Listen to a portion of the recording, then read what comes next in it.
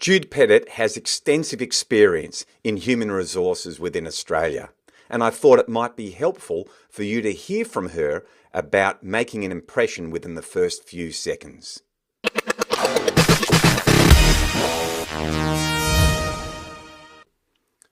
What tips can you suggest that graduates and more senior people use when seeking feedback at the end of an interview? The graduates that really put me off actually say, and this might be contentious, when you say, look, the interview's finished and thanks very much for your time and we'll be in touch with you, they say, oh, before I leave, I'd really like some feedback on my interview. How do you think I went?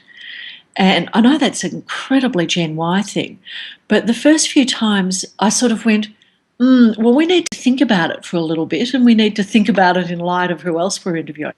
By the time the third or fourth one asked me, I thought, oh no, they must be getting this from perhaps their universities say it's okay to ask for feedback. So I thought, and maybe it is. So actually what I said was, yes, well, look, I mean, understandably, in this case, you were nervous, but you've well prepared and you've got some very good examples of your work and what research that you've done.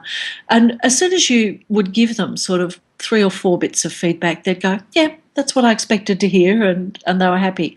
You tend not to get that at more senior level interviews, but I would say that your traditional or more usual interview panel might be a bit taken aback by, I'm not leaving the room till I get some feedback.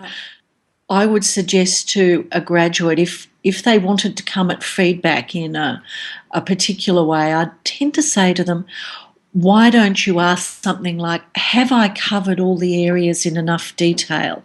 Have you got everything that you wanted from me? Is there something I've missed you'd like me to deal with now? I think it's more that not sort of give me some feedback, but have I met your needs, or can I perhaps do something a little bit differently?